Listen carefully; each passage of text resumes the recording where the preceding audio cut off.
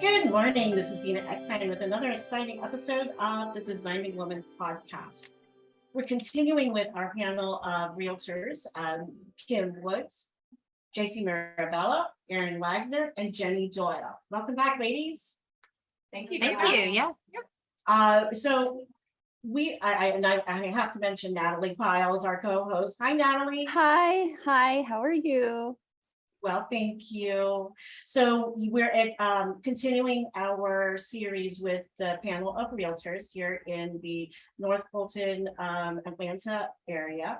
And we're going to start off with the curb appeal.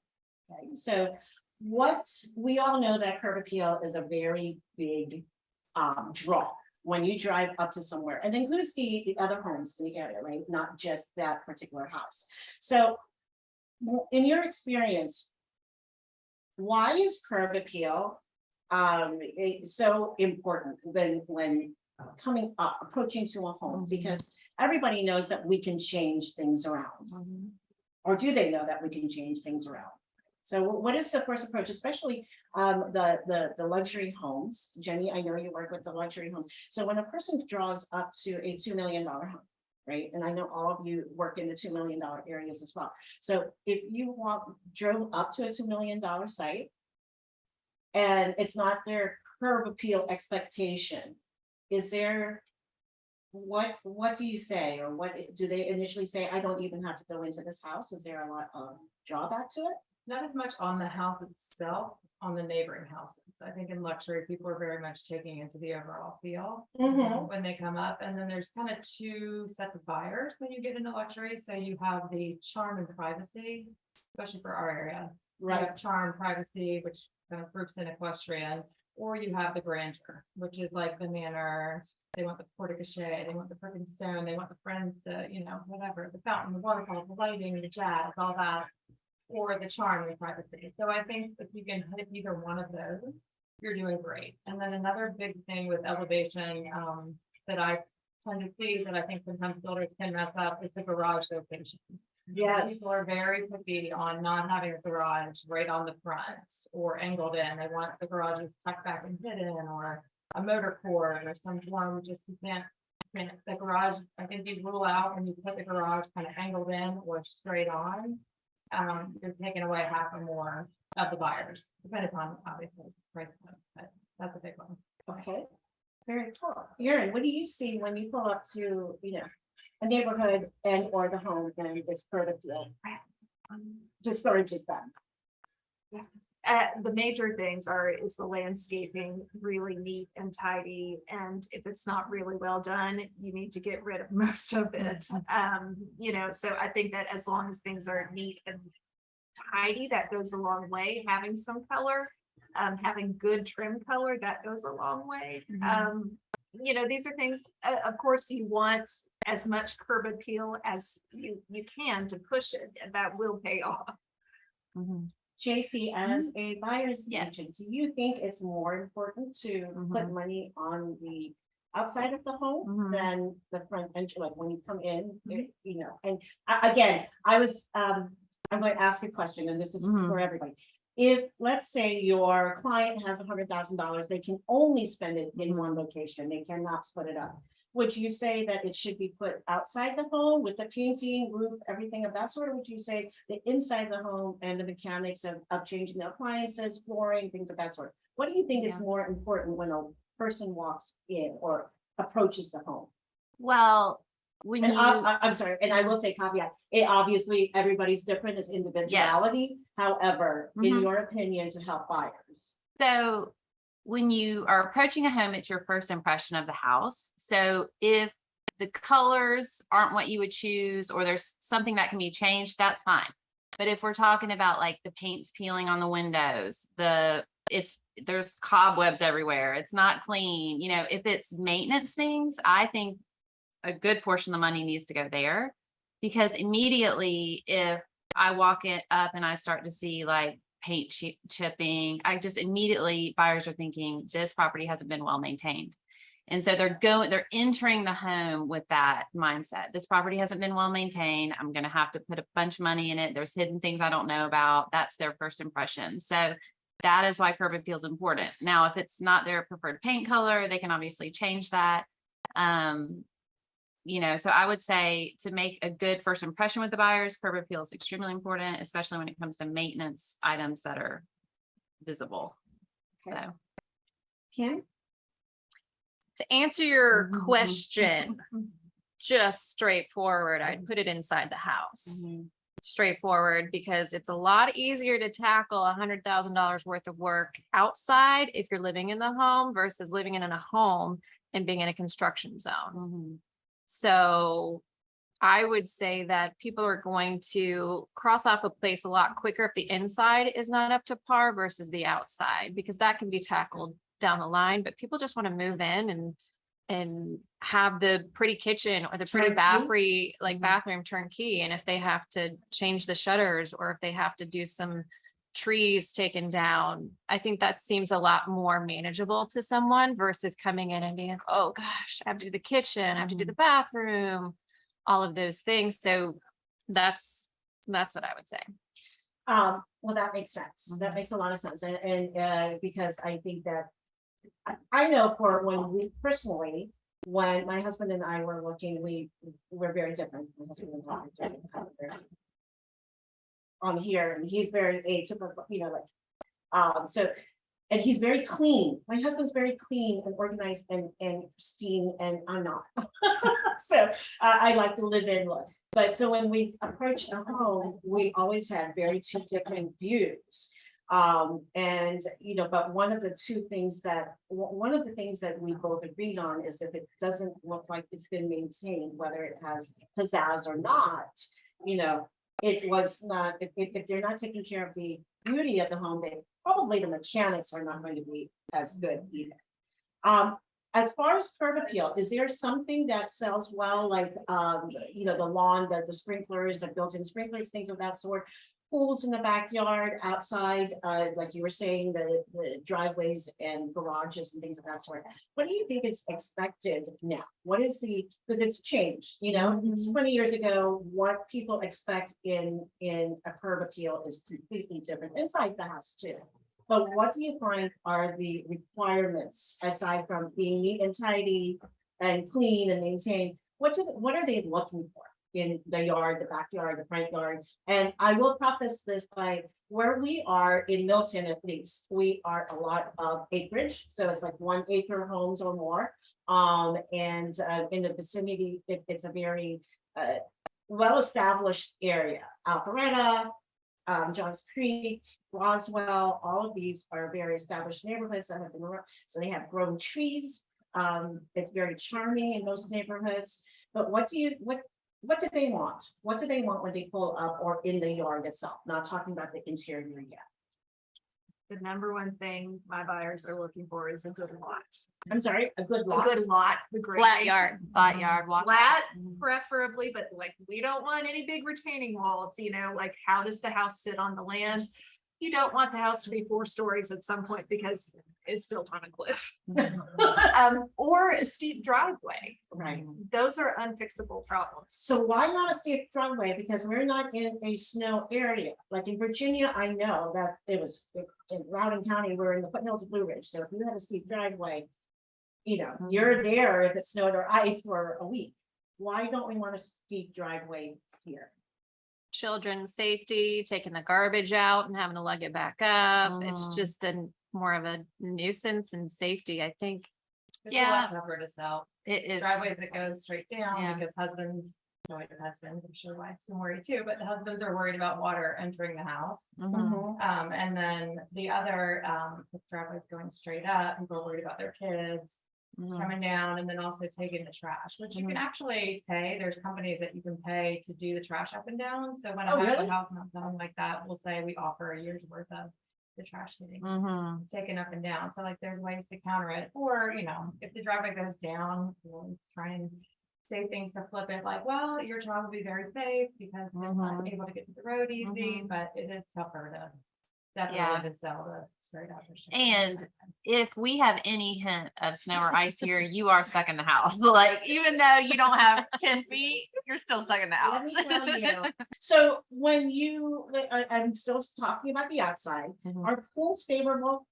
Very They much. are now. 100% now. Yes. Post COVID COVID. changed that. Pre-COVID, pools used to get 50 to 75% of Mhm. whatever. So if you put in $100,000 pool, Alan Daniel, who's like our biggest appraiser here, would give it 50 to 75,000. So 50 is like, yeah, you need to do a lot of work to that. So 75 is like pretty much brand new. Mhm. And then now $100,000. Really? $150,000 credit. If Yes. not in the uptime, I'd say 200,000. It was the Yeah. number one thing. We People. put in a pool last Mhm. year. And it was at the end of the year, so I couldn't use it till this year. And my son, who is on the spectrum, he was in there like 7 or 8 times a day. Like, because he loves the energy of the pool, he likes the feel of the push and pull. And he's a really good swimmer. So it's a very good investment because of our personal Yeah. lives. But there was always that way prior to COVID that if we sold it, a lot of people didn't like it because it was unsafe for younger children. And then there were the others where they wanted Welcome. it. Hi, come in. How are you today? Good, how are you? So we are, yeah, when you were saying that, I'm like, yes, I told my husband. Yeah. Yeah. So are there still any kind of drawbacks to, is it more now the pool and the outdoor living and things of that sort? The Mhm. more It's outdoor more living you favorable have? than It's more negative. favorable. Yeah. So it's a good investment then to go ahead and put a pool in or find a house with a pool. And Yes. outdoor living. Yeah, we had already started to see that trend with outdoor living, not necessarily a pool, but people just wanted more outdoor living, and it was kind of becoming a trend Inside, anyway. outside type Mhm. deal. But then when COVID came, it really catapulted that like And it desire. hasn't changed. It's everybody's first question when they walk through the house, go to the backyard, where's the septic? Where's the, yeah, We are rural and septic, and so Right. very your pool's dependent upon that, but. Yeah. Yeah. Every everybody. showing. Yeah. So is our big yards, really in right now? So we're, like I said, we're in an area that's in the western area here in Milton, as well as the surrounding areas. There's always like some yard. There's other neighborhoods now, just like the one behind us, that have homes that are built closer in, not as much yard, and it's more of a planned area where they're trying to conserve on energy and water and things of that sort. So are people looking, because of COVID and everything else that have happened, are people looking for bigger yards, smaller yards, or what? And I'm not talking about the downsizers or the empty nesters. I'm talking about people, the families, and that's what I'm, people with children and things of that sort. What are they looking for now? I see the desire for yards, and in this neighborhood with the small yards, I have to point out, yes, there's a small yard, but you have community green space. It's a different style of life. You get the walkability. So I have to sell the other trade-offs to offset the small yard. Mhm. Okay. Yeah. And then what about the empty nesters? So do the empty nesters, are they still empty nesters / multi-generational families? Are they looking for larger lots, or are they looking for something medium size to smaller, because they are empty nesters, but family just comes every so often? What are you finding? I think it's a mix. I have ones that even a small yard feels like a big yard because it's for 1 or 2 dogs. But then I have other ones where they want to build a pickleball court, like, where are we gonna have one? What's an arena? Where are we gonna put the arena? Everybody's so individualized. I don't know if there's one blanket answer. I think don't agree with that. I think privacy is probably the key term with whether they want the yard or they don't. I mean, if they're gonna be installing a pickleball court, that's a different story, but like my empty nester clients, it's either like a privacy situation, and if that's not an issue, then they're usually pretty good with the communities that are smaller, like 0 lots or. And I think people are big on resale too, even if it's not something that they have to have. They're always comparing and thinking ahead on resale. So I think it's important. Yeah. So what I'm going to go into more of the staging and interior design of the homes. So we all know staging is very important. when I first started doing this and staging, it was just at the point where we were still trying to talk people into the reason. Even most of the realtors I knew weren't buying into staging. So that's a long time ago. Now it's a must have. It's part of the same sentence. If you're going to sell your home, you're going to stage your home in some aspect. How have you noticed any kickbacks still, or are we beyond that with your clients about staging? Staging is huge. Yeah, That's like, Nothing? that's my favorite thing. we do that on Real everything. estate. Yeah. I mean, the before and after is crazy, awesome, and Have you ever had anyone you after it's staged going, "Oh, no, I don't want to leave now, I think I'm gonna." All the Like time, almost all every the time, time. almost every time they get Does it listing really photos, happen? they go, They "Oh." really just sit? and so I'm right here. Mhm. My friend that's a builder here sent me a couple, they were building a house with him on Doris, and they had their house on Providence to sell, so I brought a stager in to help. Like new lighting, do new paint, even, some of the like moldings and fireplaces, we painted the outside, all the landscaping, we did all the things in the plan, and the builder who referred me to them that was gonna build their house came and did all the things. And then they called and said, we love it so much, we're moving back in. So now I feel awful, and I'm trying to sell that lot to someone that builder can build with, because I feel like I just, staging took away their job, but they love it and it's awesome. That's good. I mean, that you gave them something that they were wanting and they were not finding in your, current state. But that's the first time I've ever. It's just funny though. So when you talk to someone and when you have a new client and you're beginning to stage, I know especially empty nesters or people who that are higher up in age, they have a lot of things that they haven't changed in many years, and it's more sentimental. How do you go about, what do you say to them? And how do you let them, because you're not going to throw things away, we're just going to pack them away until their next home or what have you. But how do you carefully walk on that, Kim? I mean, what do you say to a person that they don't want to let go of their spoons because it reminds them of, so-and-so or what have you? I think since it's more of a heartstrings and it's more of an emotional attachment, you really just have to paint the picture that we're going to make this a neutral place for a new family to come in and raise a family and make those family memories. But we want to give it a neutral feel.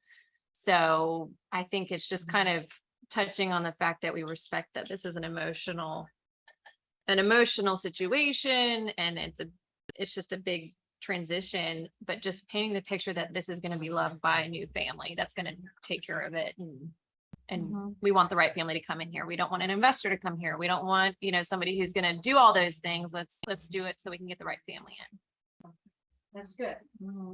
What do you feel? I mean, we all know kitchens and bathrooms are big sells. Are they still big sells right now? Like, is it where you should invest money in?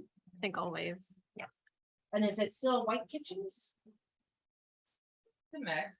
Light Yeah. kitchens. Yeah. Yeah. I'd say light The kitchens. neutral palette. Yeah. I would say, and then You have wood- like the light wood accents and accent. textures. Yeah.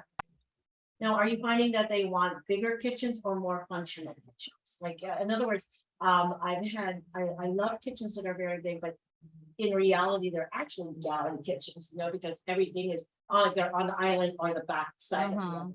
So it's easy to function, but the space is big. So are they, the thought of the more U-shaped kitchen where the refrigerator's aside and this is the side and this is the side, is that still very common in, They want the big island.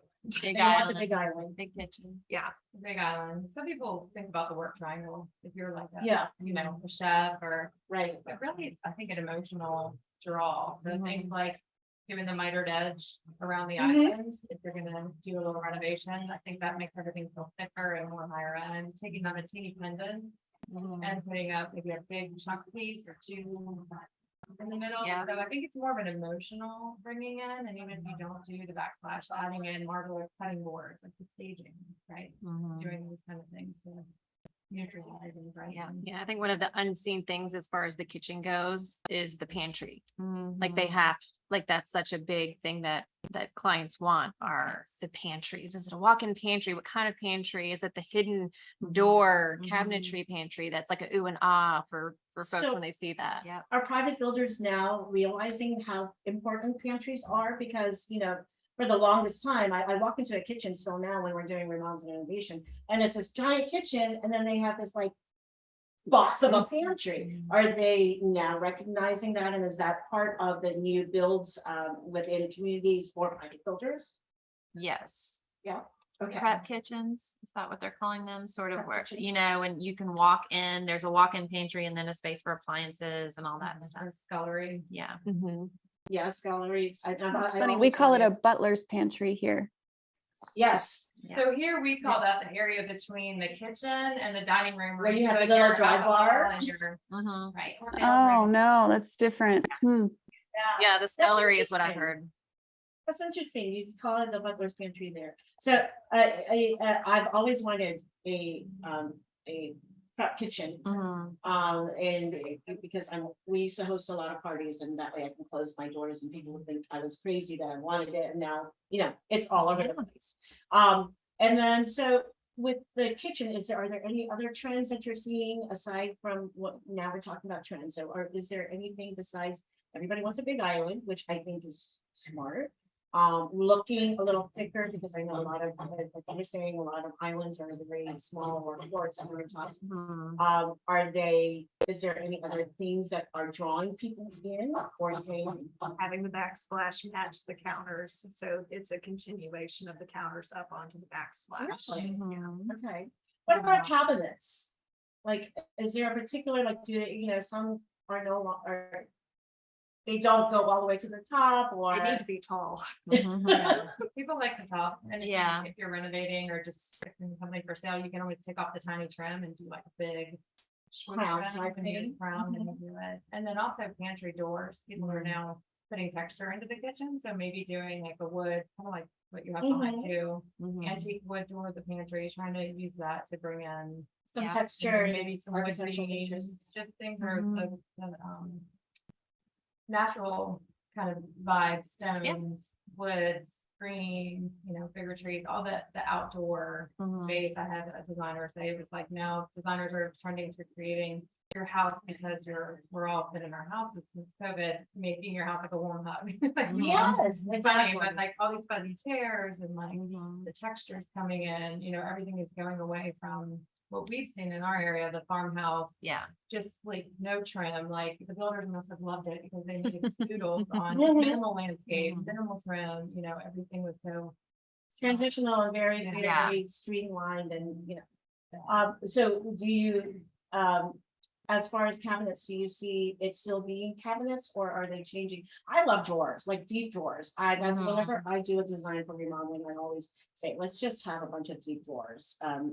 Ergonomically, when you get older, I also love towers, when it's just one continuous, thing all the way down. Are those, something that we're finding that is but part of the package now, or is it something that is still an upgrade? I see the drawers, like the drawers in more high-end kitchens. I think people expect, it depends on the price point, really. But yeah, I mean, they're definitely very popular. Double ovens are pretty big. Nice appliances. I think people are expecting those now. Okay. The nice thing about the drawers is that the cabinets have been replaced. It's Yes. not just, the refresh and painting the old original cabinets. And then also the shelving, I feel like it's gone, the whole Chip and Joanna wood shelf with your Yeah. white stacked. I- plate, yeah, and I- that's I- like, that's out. That's just as a dust catcher for me, like even when it was very popular, I'm like, it's a dust catcher. Yeah. Speaking of you were saying something and it reminded me of something, and now I can't think of what it is. Double ovens? What's maybe? that? I said Appliances. Appliances, that's what it Yeah. is. How important is it to have an appliance suite as opposed to things that go together? Okay, and they're still high end, so nicer KitchenAids with a, maybe they have a Thermador with a KitchenAid with a Bosch. How important Yeah. is it for it to match? I don't think it's a deal breaker, but I will say that buyers pointed out they'll be like, well, that's a KitchenAid, and and I don't think they would ever not buy the home because of that, but they notice it. Okay. That's been my experience. I don't know. And with ranges and stoves and ovens, is there a particular, are they still preferring like gas? Are they preferring induction stoves now and things of that sort? Still gas. Gas, and then the really big ones with a big 48 hood, to 50, yeah. built-in designer range, and then you can do the pot filler. I think Yeah. that component is the most important part of the kitchen. Is that whole doing the bigger. I Yeah. don't think people care about refrigerators, Mhm. matching or not matching. Mm-mm. You want Sub-Zero. Right. You cook, but the rest kind of, I don't think it's a big deal. Gas for sure. Gas for sure. Yeah. So I have a client who, she doesn't usually cook, but she really wants a 48-inch with the thing, and there's a budget thing, and I'm like, well, let's, and she's like, no, I really like the look of it, and it is all about the look of it, and I know for ROI it will come Yeah. back. So, but yeah, that's something that people are looking for, and now it's good news. All the Thermador and Wolf and all of them, they're back in stock. So it's not hard. Earlier last year or at the beginning of this year, it was like 10 months to a year or more to get these in. Now they're back in stock. So good things. Ladies, thank you so much. This has been good. So now we know that pools are giving us a 100% return on investment. It is no longer a 50 to 75%.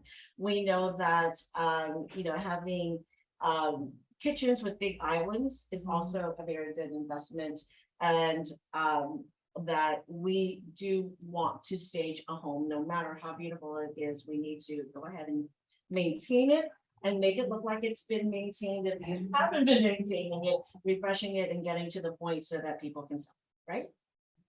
Yep. All right. Well, thank you, ladies, and we will talk to you soon. Natalie, thank you as always. Yes, thank you. This has been really interesting. Thank you.